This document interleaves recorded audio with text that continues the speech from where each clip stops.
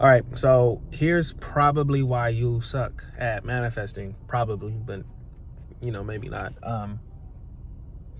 If you went to school in America, if you were born after, I don't know, 1970, and you've been influenced by the Western education system, the reason why you can't manifest something is because you think on two terms.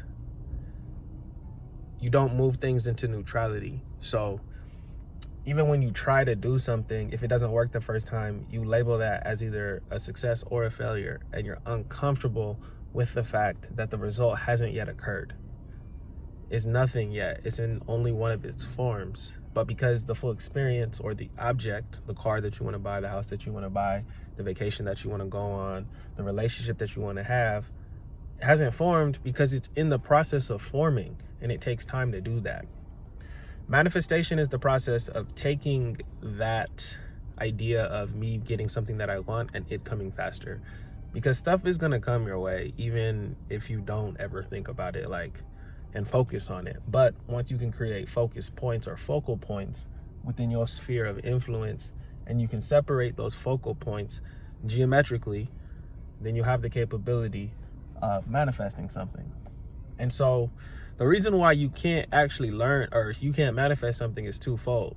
It's one, because you can't move into the neutral state, and two, you can't focus. And it's because you went to school and got educated by slave masters, and you went to work and continued to be a slave. So you don't have enough free time to understand that you need to be able to focus, right? And that mental focus is what anchors the physical focus. So if whatever you want to do, you should have time in your day, in your life, where you're sitting and looking at a wall, or you're sitting and breathing in nature, or you're doing these things, not just to move into the neutrality, but the understanding is that if I don't do these things, then it's going to be harder for me to experience what I want to experience, because it has nothing to latch onto, The other thing in America is that you judge too much. So it's always left, right, left wing, right wing, left wing, right wing. This is good, this is bad, male versus female. And it never works up here because this entity doesn't work in a binary process.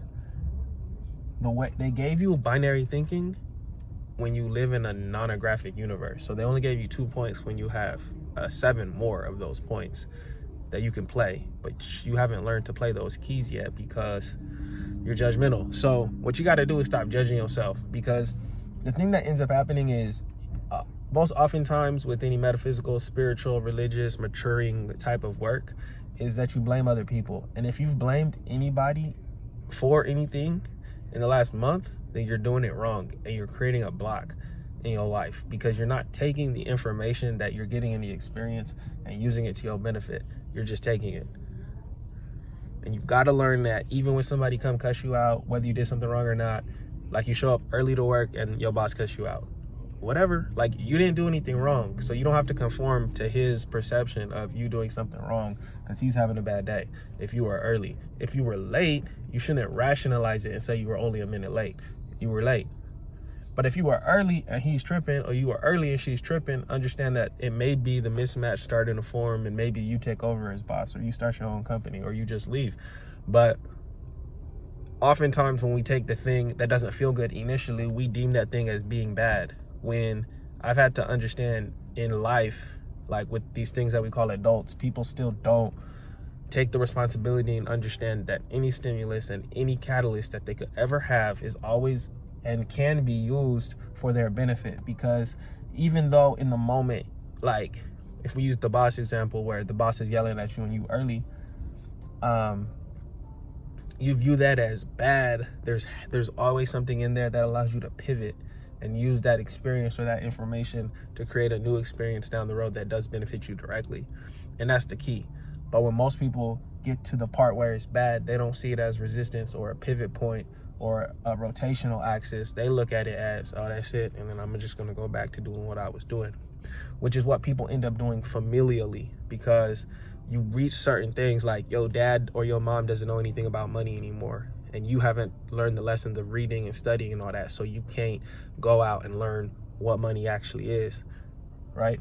You said you were going to, so you play all those video games, right? You said you were going to, so sometimes you still go to the casino, but you ain't studied to learn that the stock market is just a video game and the casino, and the mechanics of it are exactly the same. And I would reckon that like 60% of the games that are out there on the market are more difficult than trading in the stock market once you get past the fear part of it, you know, because you play video games for fun. If you traded money for fun, you would be rich, and you would have a skill that you could take for you forever, and you can go anywhere in the world as soon as you know how to trade. But it's a skill they don't want you to learn, so they won't even tell you about trade school, let alone about trading. They're gonna have you back in the box for 12 years, so you get so goddamn stupid that you cannot understand how anything works in life, and then you have to go out in life and understand how everything works. It's a wild game that we playing out here, yo. It's a wild game we playing out here. But I'm gonna keep trying to share information. The first thing, if you are a beginner, is that you got to get a book that pushes your level of information to a new level. So it's something that like breaks what you know about life, you know. So you should read Walter Russell, read about Tesla, read John Keeley, read like Hermetic texts. You could read the Bible, you could read the Quran, so that like when you read it, it puts you in a state where your mind starts to loosen up a little bit. And as you change your mind, then as you follow the instructions of your own heart, not me, not anybody else, no pastor, nothing like that. But when you follow your own heart, then it moves you to a place where you have the ability to create what you want. The key though is that when your heart tells you to do something, you got to start learning how to do it, because in real life, everybody is a reflection of you. And so when you give, especially when you feel like you can't give, it creates an energy where if you are willing to receive on the other side, then you will receive threefold, fourfold, tenfold on the other side. But you have to be able to give and be in a position to give when life sends the opportunity to you to give. Because then as you give, you receive, right? And then as you received, right, you gave. And when you understand that, then you'll be good, and we can get out of this mess we call America right now, because this is some bullshit. But yeah, man, learn how to focus, get some information that challenges you, and then when you go to sleep, don't sleep lazily. Sleep with intention. Sleep and watch your body go to sleep as you go to sleep. Learn how to sleep correctly, because as you learn how to sleep correctly, you'll learn how to meditate correctly, and as you learn how to meditate correctly, you'll learn how to manifest correctly. So peace, love, and I'll see y'all later. Adios.